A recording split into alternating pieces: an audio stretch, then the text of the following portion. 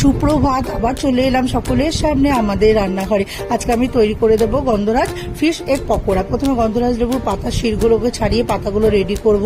লেবুর জেসটাকে গ্রেট করে রেখে দেবো। এবার আমি মাছের ডিমগুলোর মধ্যে পেঁয়াজ, কাঁচা লঙ্কা, ধনেপাতা সব কুচনে দেবো। তারপরে এই জেসটা গ্রেট করে রেখেছি এটা দেবো। আদা রসুন বাটা, পরিমাণ মতো নুন, হলুদ, লাল লঙ্কার গুঁড়ো, স্বাদের জন্য একটু চিনি, আর চালের গুঁড়ো দেবো, কর্নফ্লাওয়ার দেবো, একটা ডিম ভেঙে দেবো, আর গন্ধরাজ লেবুর রস দিয়ে ভালো করে মেখে এবার আমি সাদা তেল গরম করে পকোড়াগুলোকে ভেজে তুলে নেব। নিয়ে লেবুর পাতাগুলোকে ওই তেলের মধ্যে ভাজবো। ভেজে এবার পাতাগুলোকে একটু গুঁড়ো গুঁড়ো করে আমি পকোড়ার উপর ছড়িয়ে দেবো।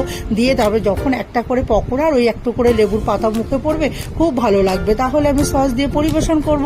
তাহলেই তৈরি হয়ে যাবে আমার গন্ধরাজ ফিশ এগ পকোড়া।